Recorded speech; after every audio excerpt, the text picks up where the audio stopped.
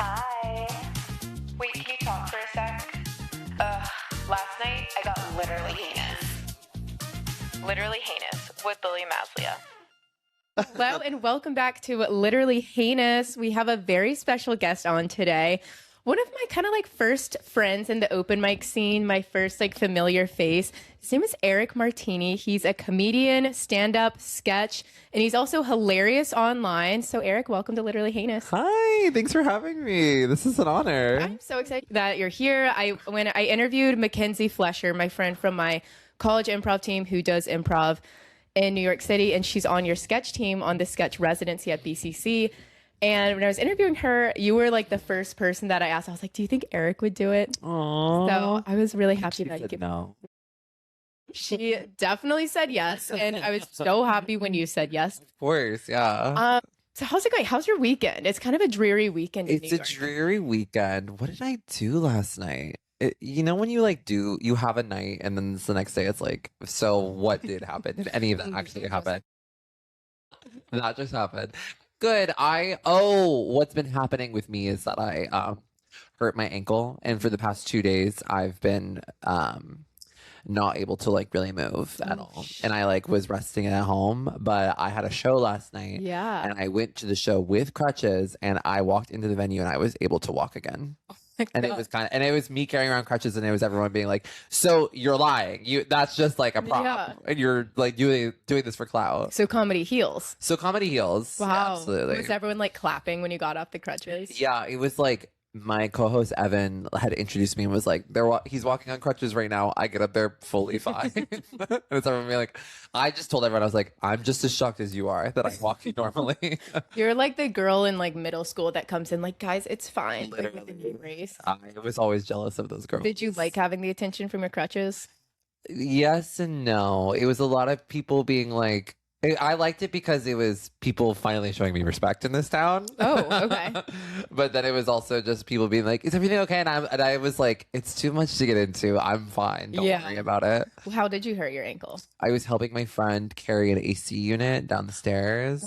Oh, I saw a video of this. Yes. And Tina Hand. Tina Hand, yeah. Famous Tina Hand. Tina Hand's a dream guest, by the way. She would absolutely come on. Absolutely. Yeah. I was helping her carry it, and then I just misstepped and fell down the stairs because she pulled out her phone to take a boomerang of me. And as soon as I saw the phone, all function of my body left, and I just misstepped and I fell. It had the potential to be so bad, but it was fine. Because you were like a camera. Yeah, literally. Wow. Yeah. Was Tina helpful or? She was helpful. Okay. Good. Yeah. That's good. Okay. Well, I'm sorry. You came today nice, in good shape. Right. I'm fine. Yeah. And that's sort of the gag. Everyone's kind of scared that I actually can walk normally. Yeah. Okay, good. I'm glad you're feeling better. Yeah. How was your show last night at Club Cumming? Pretty famous, cool club in New York, owned by Alan Cumming. It was actually fierce. We had on one of my favorite musical guests, Annie DeRusso. Oh. She is friends with my co-host Evan, and Evan was like, "You want to play some songs?" And she was like, "Totally." And I told Evan, I was like, "You actually have no idea that she's been one of my favorite artists for the past 4 years." Really? Yeah. So that was like a dream to just like chat with her and have her come on, and I did my own set in front of her, and she was like, "You're so funny, like you're awesome." And I was like, amazing. Have you ever like been on a show with someone that you were kind of starstruck by? When we had John Early on a couple of our shows a year ago, and that was me being like, oh, "You're kidding." Wait, who's John Early again? He was in Search Party. He does a lot of stuff with Kate Berlant. It's like a blonde gay guy. I need to look him up. You've had some good people on your shows. Yeah. You had Pat Reagan on. Yeah. That was a gag. That was another one that I was pretty starstruck by. So you did improv with Pat? Did improv about. He has an improv background. Wow. So in my gay guy improv group, the Duchess. Yes. We love to do. We had on John Early as a special guest to do improv with us, and it opened up the door for us to just do improv with people. Okay. And so we got like Pat, we've had Chloe Trost, we just had on this Charles Shu, he's a guy on TikTok who's really awesome. Yeah. Damn. So. Is it? Yeah. So it's like being on a stand-up show on the same lineup as someone famous is cool, but you're not like, whatever, but doing improv, like that's so intimate. It's very intimate. I have an improv background. Yeah. I have been doing it for like 13 to 14 years. And so whenever I do get the opportunity to do it, I'm very happy. Okay, so riddle me this. This is my Riddle. Okay, so I also have an improv background, and this is my take. So I think that the best improv is better than the best stand-up, but the worst stand-up is better than the worst improv. What? Okay. Just sit with that. So in your eyes, what is the worst stand-up? The worst stand-up is like someone that's bombing, like watching a train fall off the tracks and just like, you know, doing edgy jokes that aren't landing or doing puns. I really hate puns, or just like dead crowd, like just generally like really bad stand-up. Yeah. I would rather watch that than watch really bad improv. That's true. Really bad improv is like, I feel like it's, then again, people know that they're not doing very well, I think. But when I watch really bad improv, it's like these people are in a bubble. It's like watching someone drown. Yes. And it's I want to put them out of their misery. It's literally like Phil Collins. That is what In the Air Tonight was about. It's so, I don't know. I mean, but the best improv is electric. Yeah. It's like the best thing to ever watch. The best like recent set that I've seen was Philip Markle's Frat Boys group. So I went because Britt Lauer from Severance and Zach Cherry were in this improv group, and they were like doing a show, and my fiance and I love Severance. So I was like, oh, we should go see it. And their set, it was a Brit like wasn't there, which was kind of annoying. So yeah, this guy was like founder of BCC, and his like old improv friends, I mean, these people were like in their 40s, not that that has anything to do with it, but I do feel like, and I find that really weird. and I was like, wow, old dog still got tricks.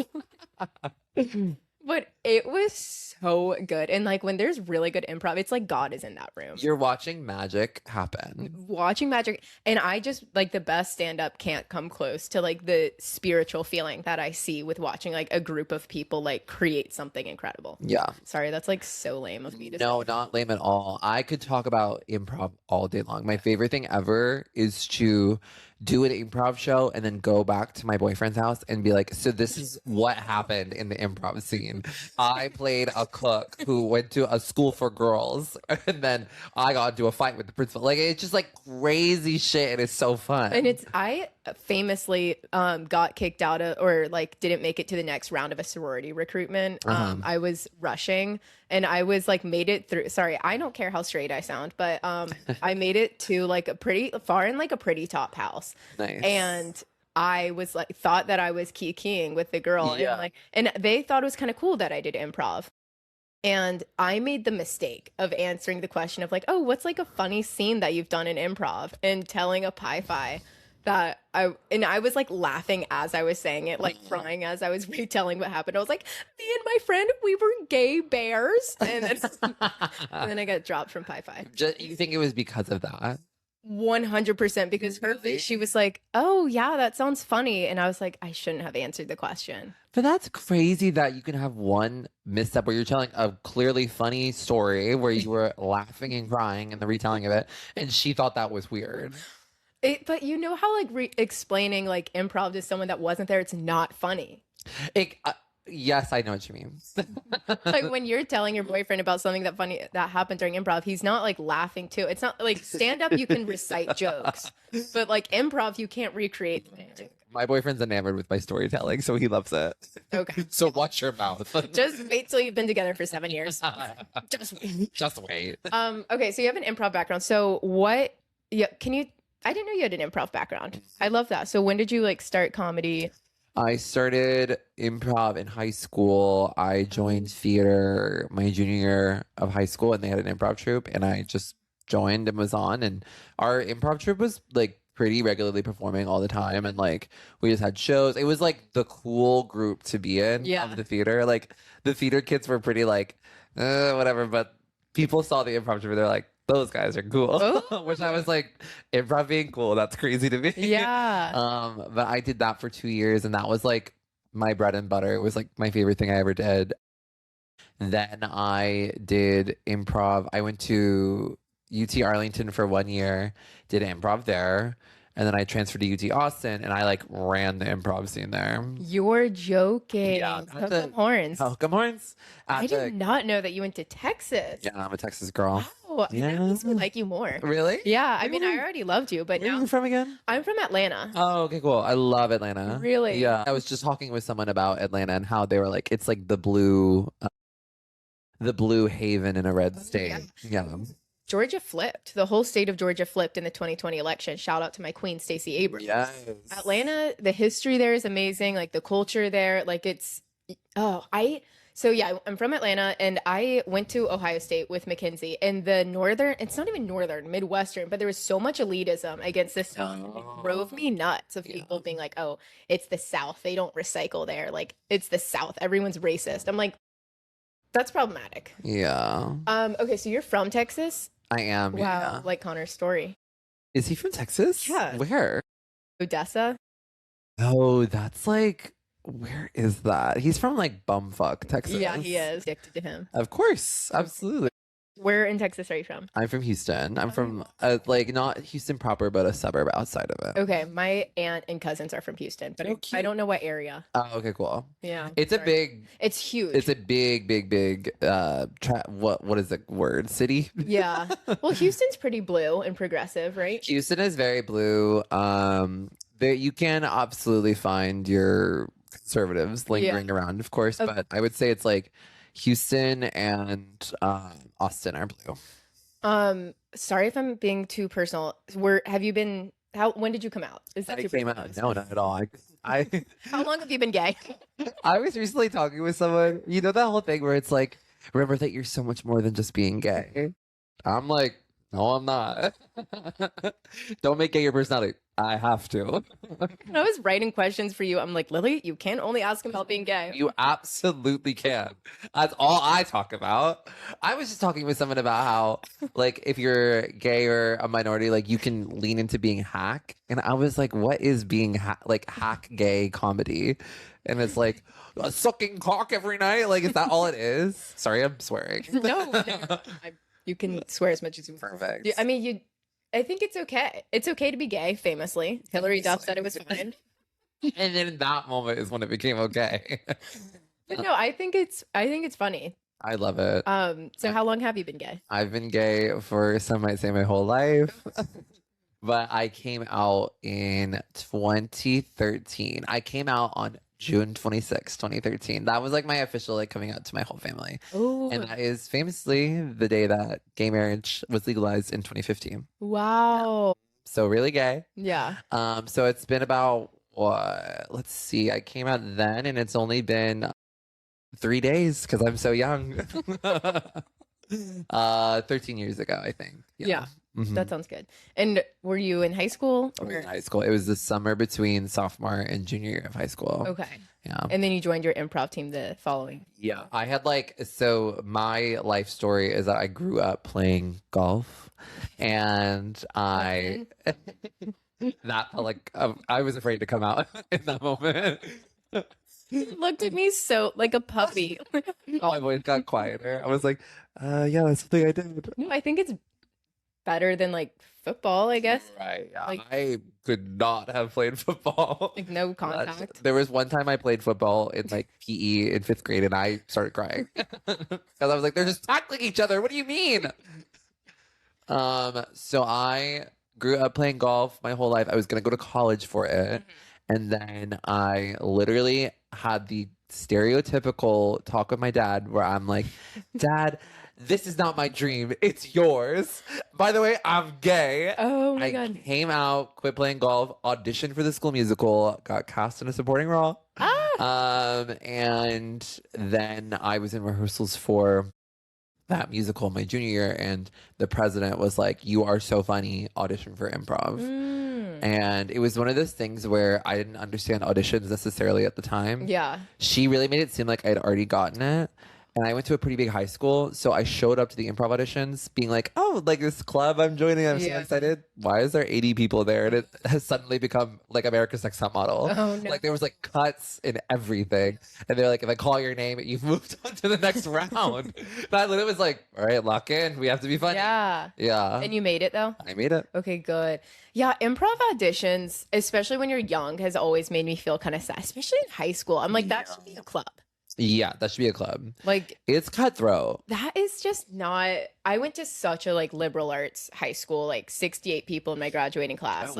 Yeah, and so different from me. I know, and it was very hippie, very like everyone's special, but it was such a good school too. Like I learned so much. But it was like a no cut school. Like everyone got a part in the musical. Nice. Everyone got on the sports team that they wanted to be on. Yeah. And I just, not to be like a total libtard, but I just kind of feel like that's how it should be. For kids. As someone who moved through the like auditions for improvs and like theater pretty okay and didn't get rejected all that much, I was fine with it. Yeah. But I can absolutely see people like it would be really nice if we treated people nicely during these opportunities. Because it's like, these are high school kids. We need to be nice to them. What was your family's reaction to you coming out? Oh, all of them were like, yeah, we know. Okay. Apparently, when I was 4 years old, I went to my dad and I was like, Dad, you know I'm gay, right? And I told him, that's fine. Hillary Duff. Literally, I was like, and then it was my dad being like, why are you like knowing about this? When I was 6 months old, my mom, like, as she tells a story about being in front of our whole family, and she was like holding me up to everyone, kind of like Lion King Simba style, and she's like, y'all, he's gay. I'm 6 months old. And she was right. How do you think she knew? A mother always knows. She carried me in her womb for 9 months. And I think she knew because I almost killed her when she gave birth to me. Oh, really? Yeah. This is just getting into my personal. No, I love it. I was supposed to be a C-section. Okay. But then her doctor last minute had an emergency and was like, sorry, I can't deliver your baby. I'm so sorry, but someone else is going to help. And that doctor came in and was like, why is this a C-section? Let's make it a natural birth. Yeah. And then I almost killed her. Wow. Because my older brother, he was a C-section. Oh, yeah. You can't give birth naturally after having a C-section. No. Were your siblings cool with you being gay? Yeah, everyone was. I was kind of shocking because thankfully my parents are Democrats. My dad's from Mexico. My mom's from Detroit. Where in Detroit? What an amazing question. It's like 9th Mile and something. 9 Mile? Yeah. 9 Mile and like somewhere in, like not far from Detroit, like in Detroit. Yeah. I lived in Detroit for 2 years. Oh my gosh, cool. Where? Yeah. Like 9 Mile. Oh my gosh. Ferndale and Midtown Detroit. I think that's where. We'll ask Mrs. Martini after this. We'll call her. You think she'll listen to the episode? Of course. Does she consume like all your stuff? Well, you have a lot of stuff to consume. I would say I don't know. She didn't listen to my podcast where it was me talking about gay sex because I told her, I was like, you shouldn't have to listen to that one. But she like watches, like I'll send her like stand-up videos that I post online or like any clips of my shows and stuff, and she watches, or any like short films she'll watch. Okay, so your dad's from Mexico, your mom's from Detroit, and so they were pretty cool with everything. They were cool. My parents raised us Catholic because they just wanted us to have good morals, but neither of them really like were that into it. But my brother really took to it, so he was like very Catholic. And I kind of even learned about being gay through my own journey in the church. This is where I realized I also was very religious growing up. Yeah. But not in a way to where my parents were like being very strict about it. Yeah. But my brother was very Catholic and very conservative, but he was chill. He was like, I love you. That's great. I was very lucky. Okay. Yeah. That's really good. Yeah. Okay, so then you did improv in high school and then you went to Texas A&M. UT Austin. Okay. I went to UT Arlington first, which is like a sister school in like the Dallas-Fort Worth area. Yeah. And then I went there because I wasn't smart enough to get to UT Austin right away. It's a hard school. It's a hard school. Yeah. But I did like this program where if you got a certain GPA, you could just automatically transfer to UT for your sophomore year. Okay, so how was UT? I love UT. UT, I tell everyone, I'm like, I had the most perfect like college experience. Yeah. Like, it was just like, there was a college town, but then you had the city of Austin if you wanted to get out of the like college area. And I just was doing so much improv, so much theater, so much writing. And like, I was just like such a beautiful, creative environment that I was just in. And I felt it shaped me into who I am, and I'm so grateful for it. That's great. Were you in Moody? I was in Moody, yeah, you know. Yeah, I knew them all. I knew Moody because I actually toured UT Austin. Oh, really? I didn't end up applying though. Oh, okay. I think because I got into Ohio State and I really wanted to go there, and then I was kind of scared I wasn't going to get into Texas. Yeah. And I didn't want to ruin my perfect record. Right. What was did you have class rank when you were like in high school? Because I went to like a liberal school. Everyone is coming to me in New York and be like, I didn't have class rank. And I'm like, what are you talking about? Like, I was in the gauntlet, like competing with other people for like class rank. I didn't really care. Yeah. Because I was just kind of like doing theater and having fun. Yeah, But I was like still getting by. I've met so many people who were like, oh yeah, we didn't have that. No, I didn't have it. But my friends who went to like the Atlanta public schools did. Oh, okay, cool. So how big was your high school? My graduating class was 1,000. Wow. Yeah. Yeah. It was, it was like graduating class of 1,000. We had to have a senior campus, which was sophomore, juniors, and seniors, and then we had a freshman campus, which was like its whole another thing. Texas. Yeah. Like that's Friday Night Lights. It was Friday Night Lights. Was football big there? Huge. Did you go to the football game? I went like my freshman and sophomore year, and then I got really into theater. And so we didn't go, but then there was it's actually so cute. There was like a couple of games that the theater seniors all went to together senior because we were all like, we don't have rehearsal. Let's all just go to the football game. We never do this. And so then like all of us went, and we like, I have such a vivid memory of all of us just like having fun at this football game. Yeah.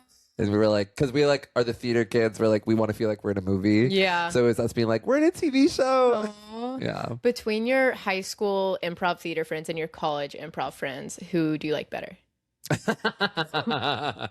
That's hard. You can't make me. I have like my best friends from both that I'm like, I can't put them together.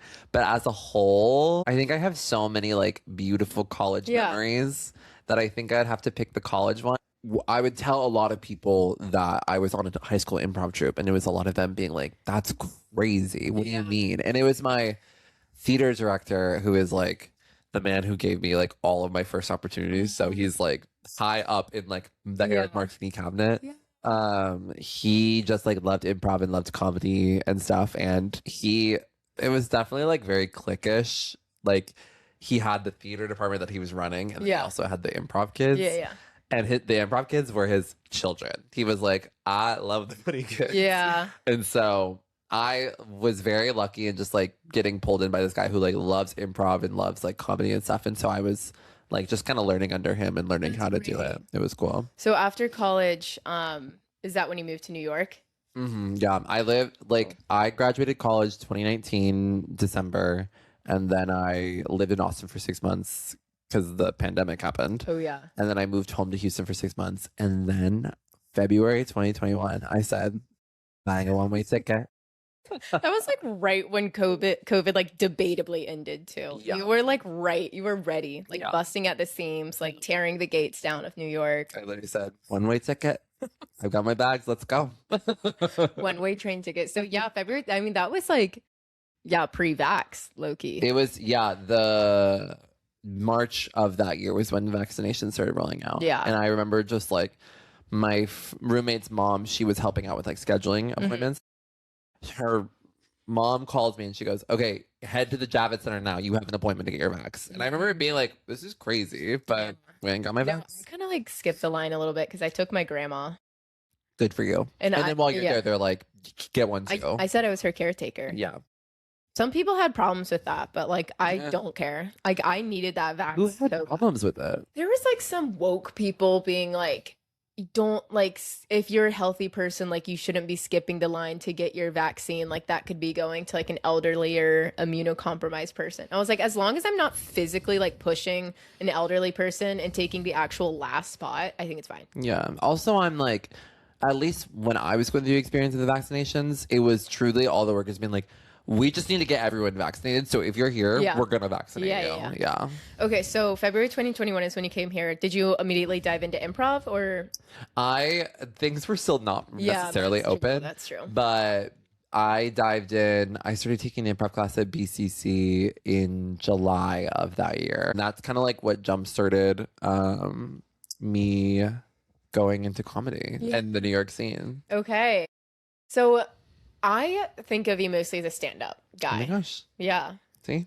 What's your thoughts around that? Have I mislabeled you? No, not at all. I think that I've definitely taken that path a lot more since I've been living here. Um, it was funny. My connection to starting to take the class at BCC is because my friend Vincent, he is like a TikTok guy, and I met him because he was serving me at a restaurant, and we just became friends because we were like both TikTok people, and he was like, "You should come with me to this open mic. It's at BCC."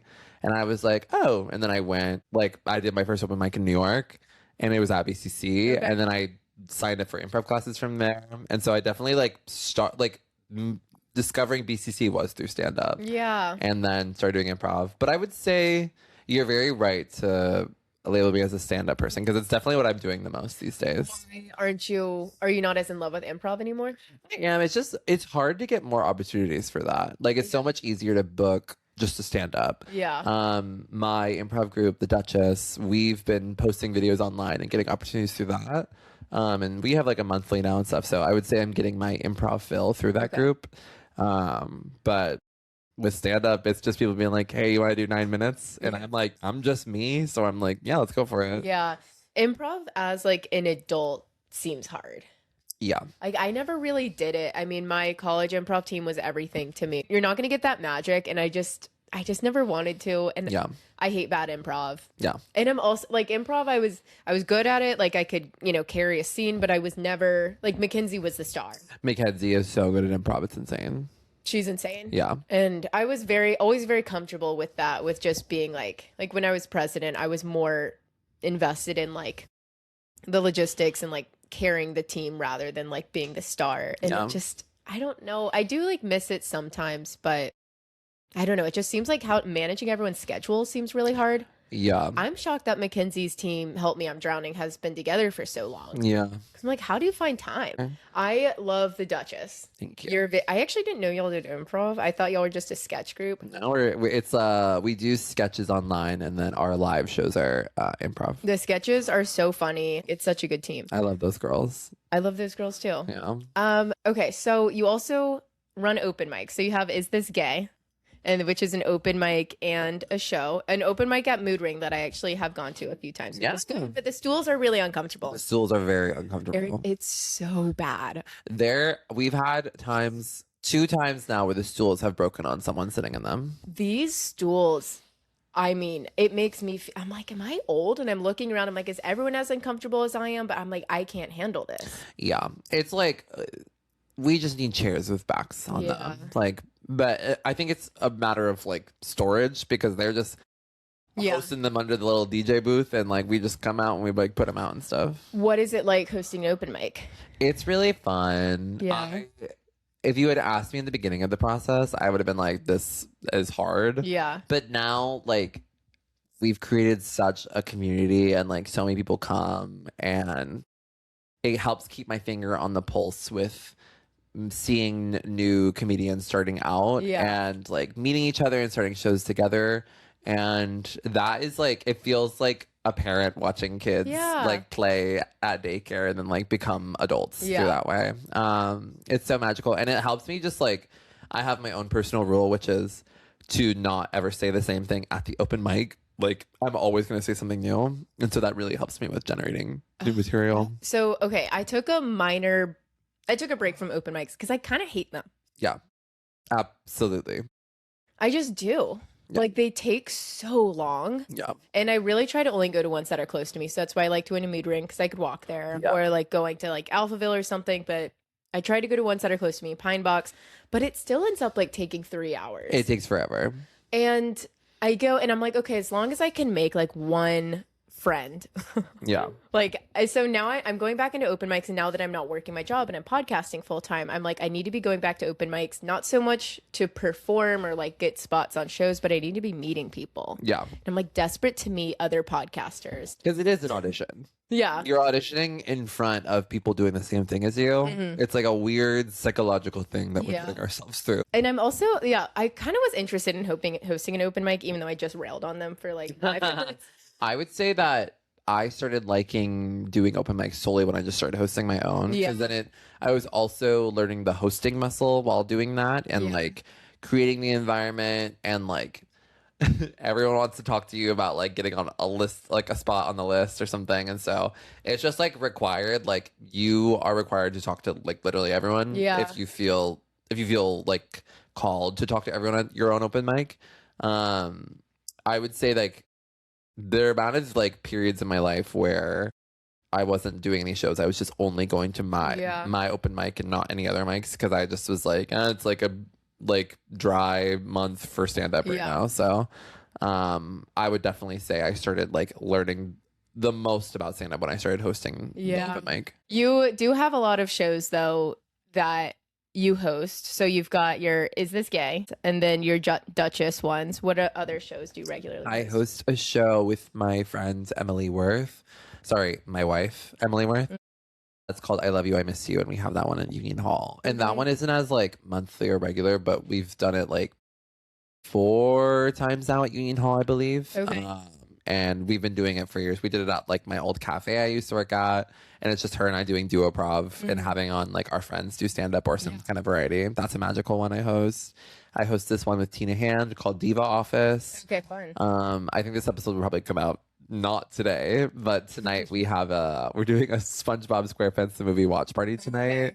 And because she and I both love SpongeBob. Are you guys just like narrating the movie? No, we're like, kind of giving doing like commentary? we're watching it, kind of commentary. We're pausing it and playing games throughout. Oh, fun. Very silly, stupid games. There's prizes. Yeah, it's fun. Tina Hand, Mackenzie introduced me to her, or like on Instagram. I've never met her, but just like on Instagram, she was like, "You should get this girl hilarious." You absolutely. That is, we are watching a star just shoot even higher. Like I keep telling you this, but it's like I want to respond to people's stories all the time because I just have stuff to say. And she's one of them. I'm like, I don't know this girl. Like I can't just comment, but I guess if she comes on, I want to ask about her beef with Maude Apatow.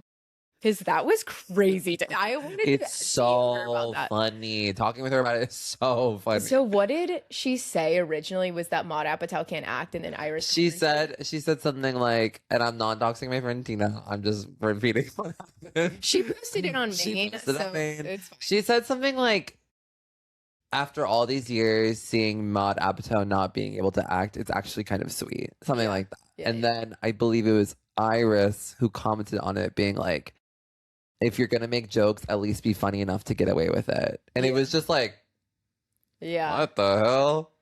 Yeah. It was kind of gag. It's multifaceted, Yeah. multi-gag-sided, Yeah. because It was crazy that the fact that I'm like, it's kind of embarrassing on Iris. Like, girl, chill. Like, and then she went and deleted the comment. yeah. Which I was like, that's even more embarrassing. Yeah, like celebrities to me, I'm like, Maude Apatow's famous. She's a celebrity, Apatow daughter, like Euphoria, like I don't want to hear it. She's famous. Like there's gonna be some shit about you online. You don't respond to it. Yeah. I'm like, girl, are you doing this with everyone? Yeah. Like, yeah. And I also don't even agree with Tina, really. I wouldn't, there's a lot of celebrities that I would say can't act, but like saying Maude, I was like, oh, that's kind of an interesting one. Like, I don't really think she's that bad. So it's not like she's dogpiling. She kind of just made like a one-off comment that I feel like not a lot of other people are making. So it's almost like Iris like sought it out. Yeah. And I think I could easily see like young Nepo babies being very insecure the fact that they're Nepo baby. And I think it was So that. true. I feel like it was her being insecure that it just triggered a nerve, and I think she reacted. Yeah. Which natural. Please show us your true. opinions. So, okay, your upcoming show, I wanted to ask you about it. So with Gianmarco Yes. Sforezi, Yes. so Gianmarco, he's been like, I feel like he's kind of popped off in the last year. Would you agree? Yeah. Absolutely. I would say so. Yeah. I didn't know about him actually. So my friend Liam Nelson is his opener. Oh, nice. Yeah. Cool. So he actually went to my high school. Oh, fun. And he performed. He's a Lit Hein alum, so he performed at my first show. Oh, wow. And he, like, when we were talking that summer, so this was like summer 2024. He was like, "Oh, I'm an opener for Gianmarco," and I was like, "I don't know who that is." And he was like, "Really?" And then I never know if it's like recency bias, where I'm like, they blew up, or just because I discovered them. Yeah. I feel like I would agree that he like blew up in the past like 2 years. Yeah. Or so. Year to 2 years. I think he's great. He's so great. Yeah. I've never met him personally, but I love his crowd. I love crowd work. I think it's so fun. Yeah. And I was so honored that I'm hosting a crowd work show and he's going to be on it. I know. I think I'm gonna go. Yeah, I think please. Yes, I'll comp you. Please. Yes, of course. Yeah, I'm excited to meet him. He is so interesting to me, but his special was really good. The one on YouTube was interesting. I haven't watched. And I can't remember what it was called, but it's on YouTube. That was really funny to me. I thought it was crazy that he interviewed Ethan Slater on his podcast. Did you see that? No, I didn't see that. Yeah, he had Ethan Slater on. Oh my God. Isn't that crazy? Did they talk about? Of course not. Oh, And you better believe I listened to the whole.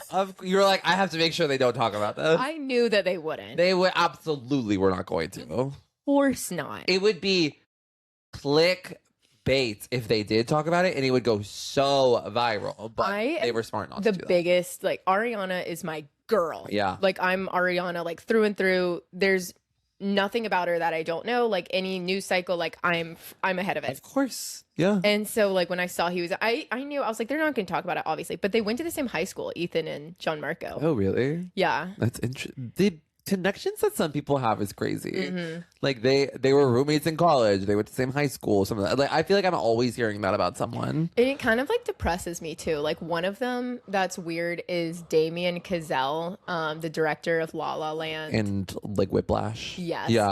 His composer that he uses for everything, every movie that he's in, freshman year rooming in college. Yeah, it's really like that. Isn't it disgusting?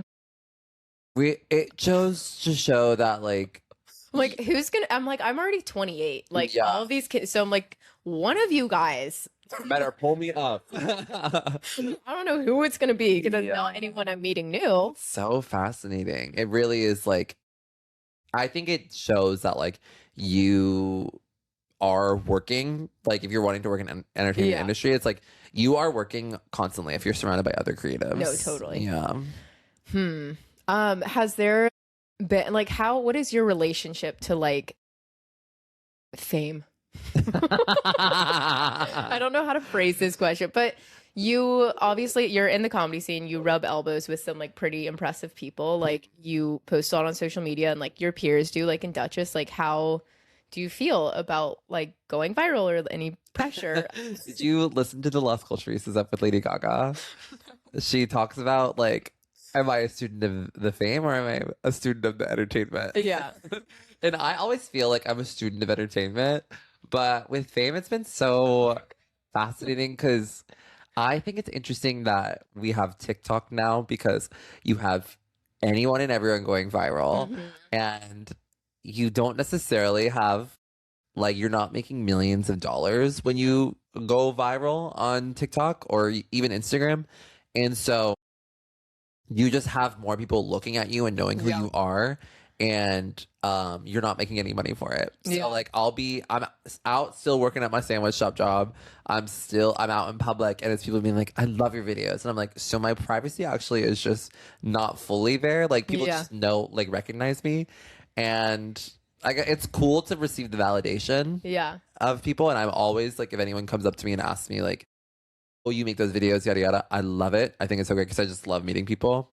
But I would say that after a while, if it continues to happen and I'm like not necessarily making much money for it, it is kind of exhausting. And this just kind of became full therapy. Do you remember the video of Madison Beer being like, it's just kind of exhausting, you know, everyone being like, you're so pretty.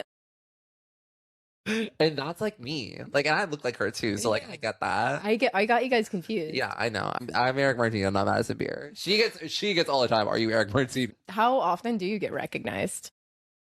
It comes in waves, but I feel like it happens probably like anywhere from like 2 to like 10 times a week. That's a lot. Anywhere. It's like, yeah, it's interesting. There was a day, I know the days when it happens a lot. There was a day last week where I got recognized genuinely like 10 times. It was someone be like, love this, love this. I'm like, Jesus, hey, I'm on a press tour, I guess. Is that not like electric? It's cool. When it was first happening, that was a drug. Yeah. That was a drug. Yeah. And now every time it happens, it's just, my career is still going. We're good. Yeah, it's so like with internet people, because they're so recognizable because you record videos or like internet people just record videos just being normal. So they're more recognizable than like a Jennifer Lawrence, than like a whoever, because we only see them when they want to be seen. So when I see creators out, I'm like, if I recognize them, I can't imagine how many other people do. Yeah, I always It's fascinating to think about like when you're out in public and like people who do recognize you but don't say anything. Like that's some information I'll never know if I ever. Oh, Yeah. God, that would keep me up at night. Oh, really? So you can't be acting a fool. I know. Oh my God. I'm like, I cannot be too drunk in public. Like, You can't be rude. I can't be rude. I can't be falling asleep on the train. I do be falling asleep on the train, so I'm like, whatever. There are so many things I think about now where I'm like, I'll be like forcing a sandwich back on the train, and I'm like, Yeah. God, I hope no one recognizes me right now. Yeah. Wow. Yeah, this is so embarrassing. I never approach creators or never approach celebrities. I never would. But one time I was blackout drunk at a karaoke bar and Delaney Rowe was there. Oh, nice. And people tell me I look like her all the time. Yeah. Which is is a huge compliment. I wish I were as skinny as her, but like it's really fine. And I did go up to her and like so drunk and I was like, people say we look alike. And she was like, oh, nice. And we like took a picture and everything, like cheeks together. It was so embarrassing. I mean, I it sounds wish I like she didn't. took it well. No, she did. I think I looked good that night, so hopefully she wasn't like, oh my God. Like I can't imagine someone ugly coming up to me being like, people say we look alike. Like, oh, good. How often do you make videos? It definitely comes in waves. I have had my periods where I've made a video a day for like 3-4 months, and then you've caught me at a time where I'm like not really making that many videos. Yeah. Well, you've been killing the text posts lately. Thank you. That is a fascinating new thing that I've discovered in our modern day. What is your finding? I'm finding that people are tired of Instagram Reels and TikToks. I'm finding that too, and with my podcast promotion, and it's a very inconvenient truth. So it's like the clips are easy for me to make, the reels, but with podcast promotion, the ones that do best are the like stills with captions. Yeah. People love that stuff. Yeah. Because I feel like it's from reels and videos being thrust at people on Instagram and they're tired of it. And so now that anytime they see something that's just like still, they're like, oh, thank God, let me check this out. Yeah. Yeah. And it's nice to be able to just like look at your phone without turning on the volume. Yeah, absolutely. I used to be a Twitter girly. Like I used to really like, Well, I couldn't find you on Twitter, so I don't have one. Like yeah, I that. saw you deleted it. I had a Twitter and then I deactivated it because I know for sure I said some crazy shit in high school. Yeah. Because my Twitter was a One Direction Twitter account that I real? also kind of used as a diary. Okay. And I got up to like probably like 5K, like between One Direction fans and then also just starting to tweet comedy and humor. And then I like had a panic attack. I was like, I don't know what I said in high school. I know I was like saying like, fuck you, mom. Yeah. Like crazy shit. And I was like, I'm gonna go ahead and delete this one. I mean, Twitter's irrelevant now. Yeah. But I used to really love like crafting just any like short thing at all. And I feel like I found that with like Instagram stories and then taking those and posting them. And it's fascinating to see people love that stuff. Yeah. Yeah. It is really good. Yeah. And like your little orange background. Yeah. Yeah. Classic Instagram create. No, I love it. Yeah. They're very fun to read. Thank you. Oh gosh, I have so many other questions. Okay, so with Oh Shooty, so that is you're on the house sketch residency team at BCC, and you and Mackenzie performed an amazing musical number. Thank you. Let's Make a Sex Tape on an iPad. Yeah. How do you feel about all your different comedy babies with your stand-up and with sketches and musical comedy and social media? Where do you rank your children? Where do I rank my children? It's hard. I mean, stand-up and improv, I think, are at the top. Yeah. Those are the ones I'm always alternating between.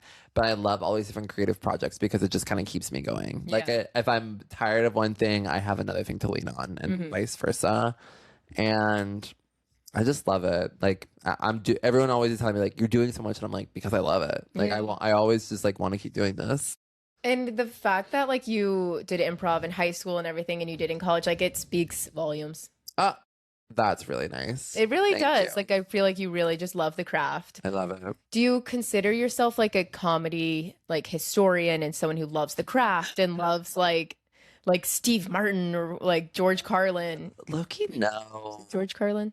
I have no idea. Or is that okay? Yeah. And I'm not a comedy historian because I'm like, I don't know. I would not say that I have like, I loved like my Amy Poehler, my Tina Fey. Yeah. Like before my college improv auditions, I prayed over a book of Yes Please. Yeah. Oh my God. And like that's like God to me. But I wouldn't say I'm very much like trying to respect the craft in that way. Totally. And I really love that about you. Thank you. So, okay. I love that you don't respect things. No, oh my God. Because I feel like at least in my head, how I kind of like break down the comedy scene in New York, I see it as very like Manhattan and Brooklyn. Yeah. And I feel like the Manhattan people, it's like all about the craft and the history. And like you need to be watching Ridiculous by Eddie Murphy. Or, Yeah. Is that what it's called? Or Unserious or Something like that. Delirious. Yeah. Yeah, you need to be watching Delirious by Eddie Murphy and like George Carlin and like, the Sarah Silvermans of the world and like the craft. And then when we were in college, Mackenzie, she was so funny. Like she just came back from summer break one day and was like, I'm pre-pro-com. I was like, what are you talking about? She's like, I'm pre-professional comedy. Pro-com, I want to join the alt comedy scene in New York.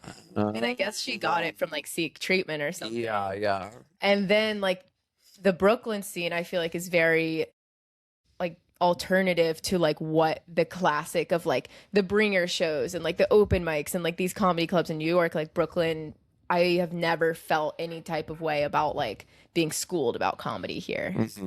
I don't know. You've never like concerned yourself with it? No, I've never. I mean, when I was doing, so I did improv in college mostly. And then during summer breaks, I started doing stand up a little bit. And I was very much around like classic stand up guys. And they were like, oh, well, like, have you seen, like, you need to be watching Mitch Hedberg. Like, you need to be. And then I was such a pick-me girl. It's disgusting. But I would be like, I love Mitch Hedberg. Like, he's the best comedian of all time. Like, Steve Martin, like, obviously love Steve Martin, but like, I love him from Cheaper by the Dozen. Yeah. Not from his stand-up. Right. Which I'm sure is good, but like, that's not going to relate to me. But I've never felt like in Brooklyn, especially in like the queer comedy scene, that I've really gravitated towards that anyone has like schooled me. No, I don't think so. I think it's everyone kind of just trying to freak their shit and do their own thing. And I love that. And I think it's so, it's just like fun and nice and fresh. And it's cool to see people getting into it. And it's like, people loved, I feel like I've met so many people who are like, oh yeah, I'm doing this because I love Las Culturistas, Seek Treatment and stuff. And I'm like, yeah, like, it's like the women and gay guys who have came before us. And now we're following in their footsteps. All of my favorite comedians are gay men. Perfect. Totally. Like who? Okay. So let me think about how I'm going to phrase it. Okay, so when people ask me like, who's your favorite comedian, which I hate when people ask me that. I hate that question too. Okay, thank you. That's why I'm like, you said all of them. I'm like, who are some of them? Oh, well, I'm just going to preface this by saying, okay, so when you're talking to a normie, a non-comedy person, and they find out that you do comedy and they're like, who's your favorite comedian? I feel like I can only answer like people that they would know. So like, and I'm a John Mulaney girl. Of course. I love John Mulaney. He's great. Yeah. And I like him post rehab. Okay. Good for him. Good for you. I think that like his stuff is better. I thought that Baby J was his best work. Oh, wow. Yeah. I'm actually not super familiar with him. I tell people that. And then Nikki Glaser. Nikki Glaser is everything to me. She's great. But like if I were to talk to like someone that's in comedy, like my favorite comedians are Connor Janda. Yeah. Connor's great. Lit Hein alum. Yeah. He came, oh, really? Yeah. Nice. So I was supposed to have a comedian who ended up ghosting me, which was really annoying me. Oh my gosh. Yeah. And then tell me who it is off. I will. I love George Severus. Love George, another sweetie pie. Yeah, it's really. This was an unexpected thing, like about moving to New York that I've really loved. Is like getting to see comedians, like really good comedians, like for cheap or if only for free, and then getting to like follow these people and then watch them blow up, and then like. I don't know, like when visitors come in town, they're like, where should I go see comedy? I'm like, go to Union Hall, go to Bell House. Literally. Don't go to Manhattan. No, literally. It's like, I've been to Comedy Cellar like with my dad and stuff, and like it's fun, but it's like these shows at Union Hall are way better. Yeah. How long have you been performing at Union Hall? I've been doing shows there for probably like 2 years now. That's more so just been spots that I've been doing. I've been only hosting there for like probably like 6 months. Yeah. Not even that much. But that is my favorite room to perform in. Really? Yeah. It's the best room. It's the best I've ever done in stand-up ever is in that room. Wow. Yeah. What has been your favorite show you've done of recent memory? I did a show. Nick Smith, he has a show at Union Hall. He does his podcast with Mateo Lane. He had me on, and I just was like firing on all cylinders with the crowd work, and I was just talking to people, and I was just saying anything at all, and I walked off, and I was like, that's, in my most recent memory, the best I've ever done. Wow. And in regards to just how it felt. Yeah. I'm sure other people would say that other performances I've done are better, but that one in particular, I was like, it was great. The whole thing was filmed. I posted like 5 clips from it and gained like a lot of followers from it. Anytime someone's like, I want to book you on my Union Hall show, I'm like, I will be there. Because I love that room so much. Yeah. So how is your crowd work journey going? I love it. Yeah. It feels like it's honoring my improv background. Okay, good. Yeah. There are so many times where I don't want to say anything at all for stand-up. I'm like, I don't want to say a joke that I've written. Yeah. I just want to talk to people. That's why I love to come on podcasts, because I love a conversation. That's great. So do you ask people if they've said the F slur at every one of your shows? Or... Not all of them. Yeah. Do you like that question? I think because like it was something I like it through just my history of doing it now, because in the beginning I was like, I'm nervous to ask this, but then I was finding that I was just getting straight guys to be comfortable with admitting it. And like, then they would be like, I'm getting people to like say it like completely. I'm like, will you say it right now? And some of them are like, no. But then there are people who are like, yeah, sure, said it. Yeah. And I am never like, if they say it, I'm like, yeah, I asked you to. Yeah. Like, no worries. Like, Yeah, we're all friends here. Like, whatever. I think it's like fun to dive into asking it and seeing how people react. Yeah. I guess it is like, if you call me cheap, like it's a shock factor thing. But I've been finding that I love exploring my own way of making people feel comfortable enough to say it. Okay. Yeah. Yeah. So your solo show. Yes. Do you want to say the name of it? My solo show, Fagatui, parentheses, you can say it. No, I will not say it. I'm just on my full-time podcaster journey. I'm not getting canceled. Right. So what was your solo show, and is it taped, or how is that? Taped. I've taped the one and only performance of it. It is a show about the movie Ratatouille, and it follows the gay rat who was cut for time from that movie and his journey of moving to New York City to be a stand-up comedian. Oh my God. Yeah. That's beautiful. Yeah. It was a very like precious baby to me last summer. So like, it was a stand-up show, or? It was like it was kind of a play, and there was like 15 to 20-ish minutes of stand-up inside of it. Oh, wow. Yeah, and it was like a play where I just kind of responded to a voiceover as this character. Yeah. There was dancing, there was stand-up, there was singing. I did a song as Kermit the Frog. Oh my God. It was just fun. It was like unlike anything I'd ever done. I really wish that I'd seen it. I'm gonna bring it back. Okay. I definitely gonna bring it back, but I'm gonna do it like kind of different. Okay. I have a new so the way that it was originally performed is gonna kind of be gone. But the bare bones of it was like dancing and singing. I'm still gonna keep that in. Okay. Yeah. Okay, well, I'll go to the next one. And then I just remembered the thing that Ivy commented on that made me laugh so hard. What? It was when you were promoting your solo show right when Odessa Zion was like getting canceled for taking that part. Oh yeah. Oh, this was she got canceled for this, and then I was using that to promote my hour. I just was like, she did like this crazy like Instagram story apology where she was like, you guys, I would never do that. Yeah. Y'all know that I'm cool. And so then and she posted this long thing where it was like, I never thought that it would come to this. Y'all know that I am kind, and I originally was up for a different role. Yada, yada. So I screenshot all of it and I just edited over and did promo for my hour. Yeah. So it was like, you guys, I'm my text going to Erik Martini's hour. I cannot believe no one else is thinking of going to this. It was stupid, but it was so funny. Thank you. She annoys me. Odessa? Kinda. Why? I don't know. I think it's okay. This is a classic like me thing. She's a Nepo baby, so maybe that's another reason. No, okay. I'm actually pro Nepo baby. Me too. Which I am. People with taste are. Because if you know anything about the industry, you would be too. Exactly. I'm pro Nepo baby if they're good at what they do. Yeah. I'm like, they get the opportunities and then they excel. I'm like, good, you understood the assignment. Because I talked about this on my last episode. It's like people want to like witch hunt nepo babies, but I'm like, okay, yes, you have connections, but it can really only get you so far. Yeah. Because at a certain point you have to be good. You just have to be good. There's a lot of nepo flops out there. Yeah. Tons of nepo flops. Yep. And like, it's not just because your parents are famous, it doesn't give you like an automatic entrance to, I mean, sometimes it does, but like at the end of the day, like Jack Quaid, he's really good. Ben Platt, sorry, I'm a Ben Platt apologist. What are you going to do? That's talented. But it's like, have you ever heard of Ella Travolta? No, I haven't. She makes music. Oh. So why isn't she famous? That's Daughter kinda like Meryl Streep's daughter is bad at acting. Yeah. Grace Grummel or Thing like that. You know? in this show Gilded Age. She's in that? Yeah. Oh, I don't think I Wait, knew that. no, it is Meryl Streep's daughter. Maybe does Meryl Streep have another daughter? I don't know. Okay, well, Meryl Streep's daughter is in the show. Oh, is she? If she's in that show, she must be good then. Well, she's actually kind of a bad character in it. Period. But Odessa, so I have a problem where like sometimes I hate celebrities, but I have to ask myself, do I hate them for a legitimate reason or am I jealous? How do you feel about Odessa, Zion? I kind of love any beautiful woman. Oh, really? If you're a beautiful woman who's killing it, and you have a smoky voice like that, I'm like, you're awesome. We have to talk about Olivia Rodrigo. Oh, So is she your number one? She's your girl? she is like okay, and I understand the branding I'm sort of doing with her. Okay.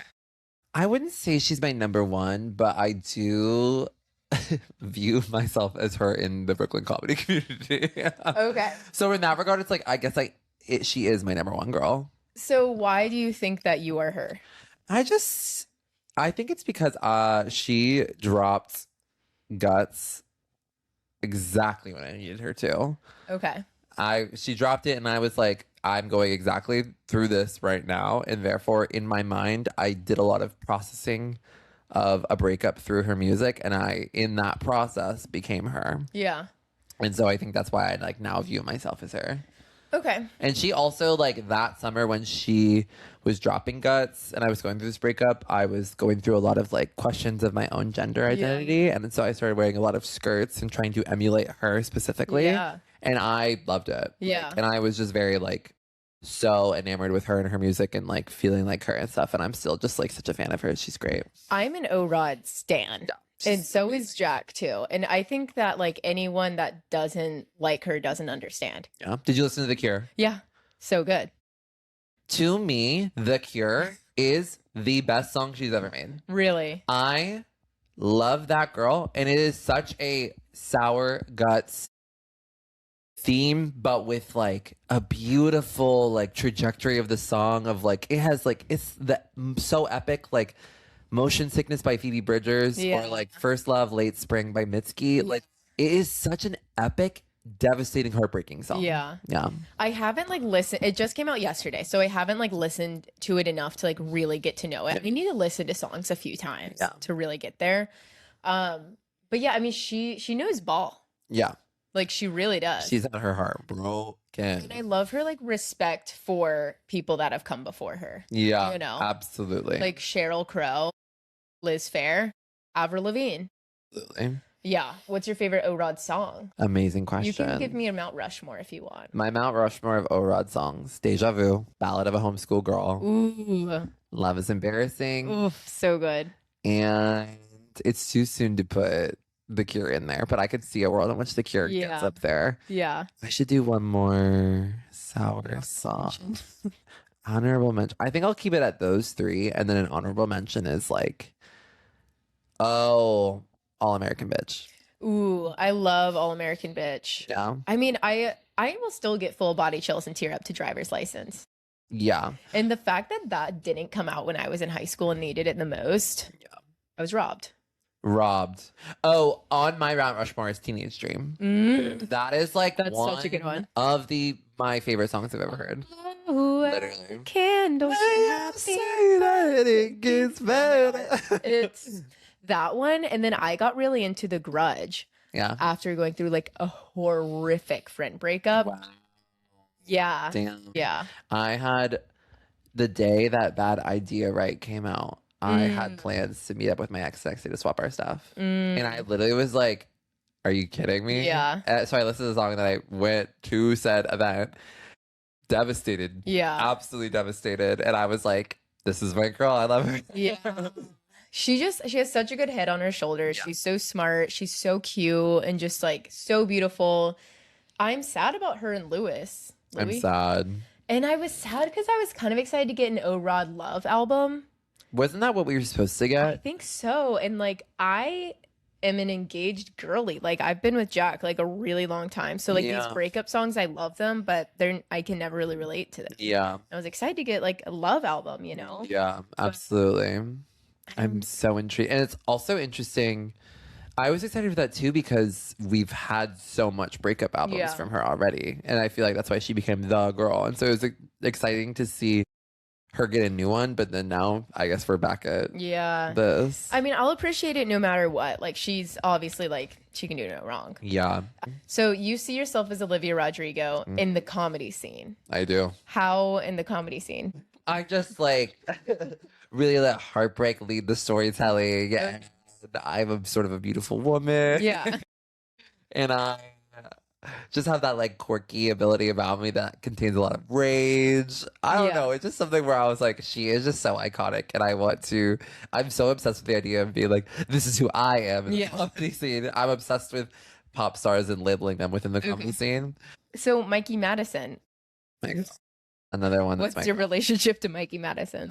So I have a poster in my house that is an Anora poster, and I have this specific filter on Instagram that I use, and I like to put that filter on this poster of her, and it makes me laugh. And I'm obsessed with Mikey Madison using the word faggot in the movie Anora at least 3 times. There's something so fascinating about that to me. And she's just like a beautiful girl who got put into a bad situation, and she did what she had in Anora, and she did what she had to do. And I also love her because she does places like female character that's like filled with rage, and she's angry, and she's like, oh, and then you see her in interviews, and she's like, I rode horses when I was 5. Yeah. And I don't have any social media. She's just like a very meek, quiet girl. I love the jokes about her being like, yes, and sucking dick and cock. No, absolutely. It was such a journey. Yeah. She like is so formal, but she knows how to like really, I feel like she knows exactly what she's doing, which I love. I'm interested to see what she does next after like winning the Oscar was kind of crazy to me. One of the youngest people to win the Oscar. I almost I wanted Demi to win, and I did hate The Substance, don't get me wrong. Like I really wanted her to win. But I wanted her to win, and I like saw something like a thought piece or whatever that was like the Oscars and the Academy reward young women because they view it as their peak, whereas with men they like make them wait and make them strive for it, like Leo. Yeah. I also think the Oscars and the Academy don't really like to reward like horror genre or horror movies. And I feel like they tried their best to course correct by awarding Amy Madigan for Weapons this past year. And I am just hoping they continue to recognize, because like Toni Collette should have been nominated for Hereditary. Demi Moore should have won for The Substance. Who are your favorite other pop girls? Pop girls? Like who's your girl? Who's your Ariana? Lorde. Oh, really? Lorde is my girl. Okay. Love. So you don't joke about her. No, I do not joke about Lorde. Lorde has been with me through every step of the way. Did you see on Spotify they had this new feature that was like, for your anniversary, here is like your first song you ever listened to, the artist you streamed the most, and then here's a playlist of like your all-time played songs. I had Getaway Car at number 2 on my songs played of all time. Getaway Car at 500 listens by Taylor Swift. Number 1, Ribs by Lorde. 1,010 listens. Yeah, that's I'm like, what is this jump? Like, did I like fall asleep with this just playing or something? And then I looked it up. I've spent like 72 hours of my life listening to Ribs by Lorde. Wow. Yeah. It is a great song. I am a Swiftie through and through. But as I get older, I'm starting to wean off her. I'm really weaned off. I would say I'm weaned. Yeah. Off of Taylor. The weaning. The weaning process. Did you go to Eras tour? I did. I went twice. Oh, really? What's your relationship to Taylor Swift now? I'll listen to her music. I will always revisit like Folklore, Evermore, Fearless, Reputation, 1989. Those are kind of the ones that I revisit Yeah. And I'll revisit Red here and there, but Yeah. and like Lover, her entire catalog. Like post Evermore, I'm not visiting as much. Yeah. Except for maybe a little bit of Midnights. Yeah. I'll dip my toe into a few TTPD. Yeah. Yeah. I have Guilty as Sin is the only one I That's listen to. That is one of the best songs that she's ever made. So good. What if he's written Mine Up on My Thigh? Oh my God. I don't touch Life of a Showgirl. Yeah, I didn't think I listened to it and I was like, it's fine. It's nothing great. I really think there's been a curse laid upon her, which is like now that she's too rich. She's too rich and she's too up there to where it's like, I don't know. I Yeah. miss the days when she was hungry and she was trying to prove something. Yeah. When she was hungry and trying to prove something, we got Folklore and Evermore. Folklore was just, I mean, out of. Everything. Yeah. I mean, summer COVID, Yeah. like just hot and lonely and like sweaty. She absolutely captured lightning in a bottle with that one, I think. Yeah. It was crazy. Yeah. Damn. Okay, so we're going to transition to Chic or Freak, Cool. which is a literally heinous original game. So I'm going to Perfect. give you a series of topics, Okay. and you're going to tell me if it's chic or freak. Or freak. And Okay. are you just trusting my own definition of these words? You know what? Thank you for asking. Of that. course. Because I actually always give a definition of both of them. And then my last guest was like, thank you for explaining that to me. And then I got kind of embarrassed and I was like, oh, I didn't mean to like mansplain the definition of chic or freak. So then I was like, okay, I guess I'm not going to tell people the definitions of it. I think I'm always going to hear something and do my own thing with it. So since you asked, obviously you can do the Erik Martini special, but chic is like cool, sexy, Absolutely. you know. And then freak is tacky, gauche, weird. Same. Yeah. But is there, okay, I'm viewing it as like, is there is like freak 100% negative?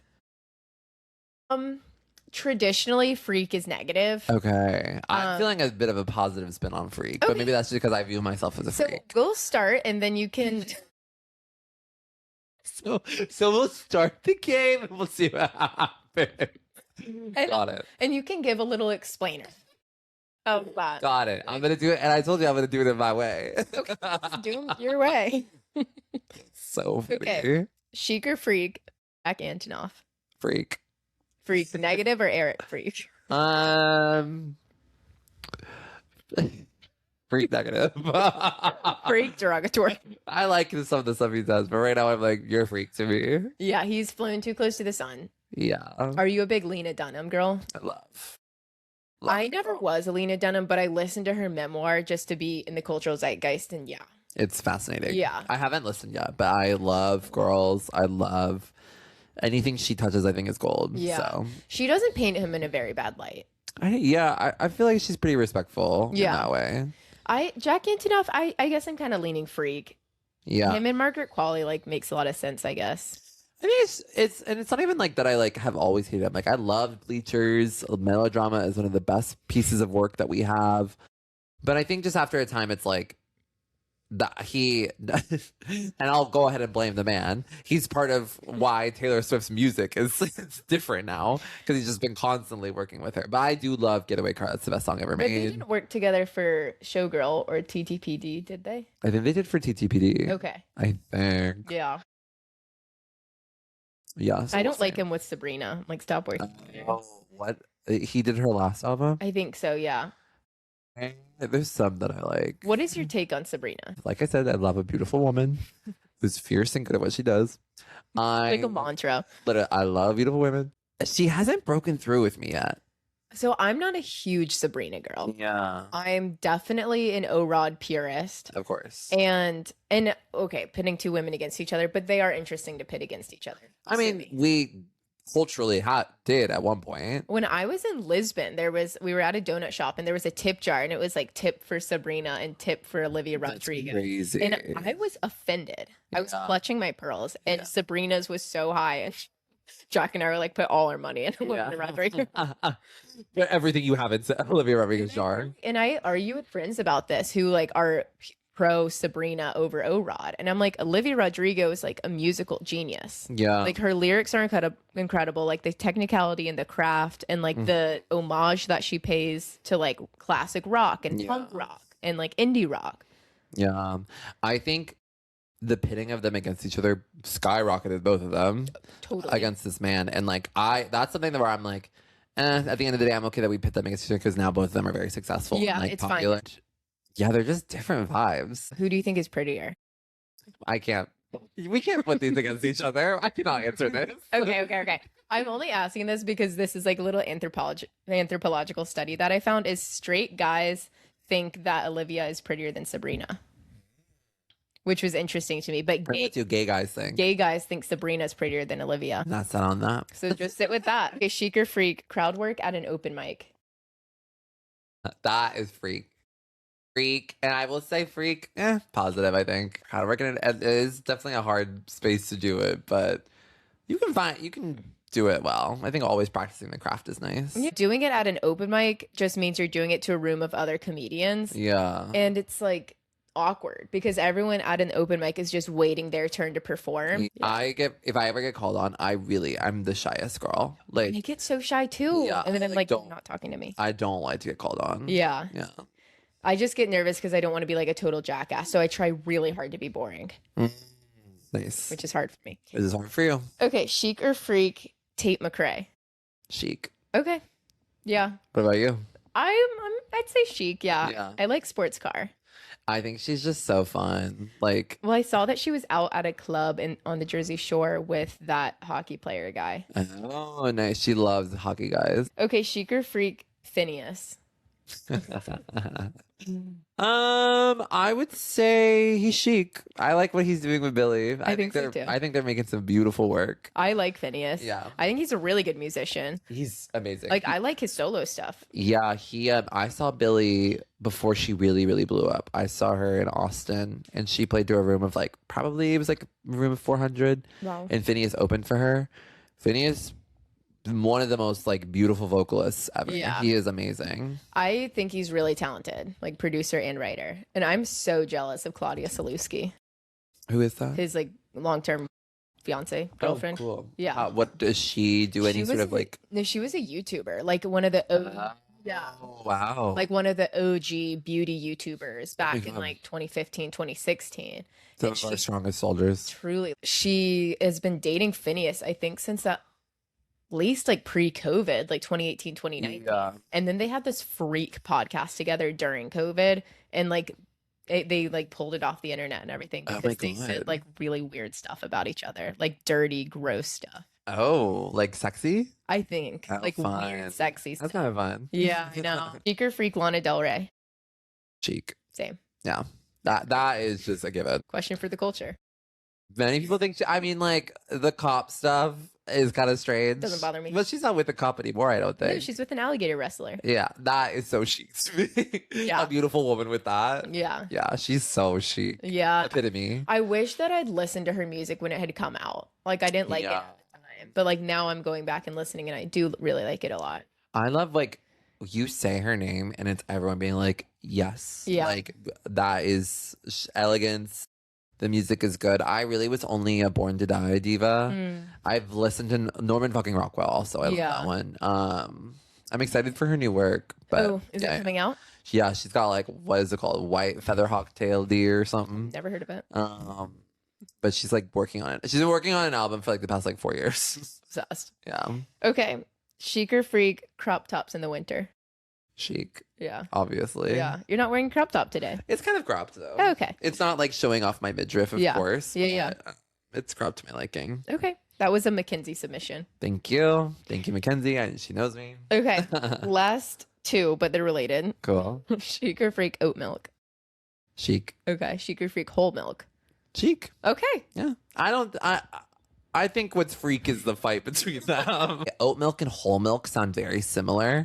And I'll say, someone will say whole milk and I'll say, oh, oat milk? Because I thought I heard that. And they go, no, absolutely not. I want whole milk. And I'm like, okay, it's not that serious. Yeah. And personally, I prefer oat milk. Yeah. You gave me whole milk earlier. I was fine with it though. Yeah.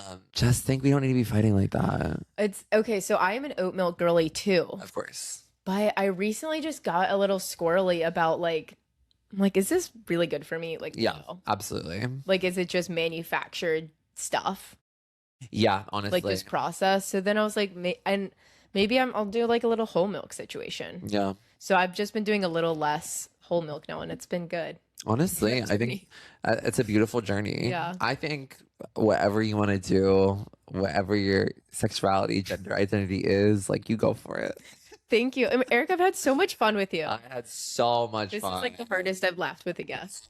Since any of my past guests. Let's clip that. Let's clip it. Okay, so any final thoughts? Where can everyone find you? Upcoming shows? My final thoughts are I'm in life to make friends. You know how it's like people go on a reality show and they're like, I'm not here to make friends, I'm here to win. I'm always going to be there and I'm like, I'm here to make friends. Oh, that's great.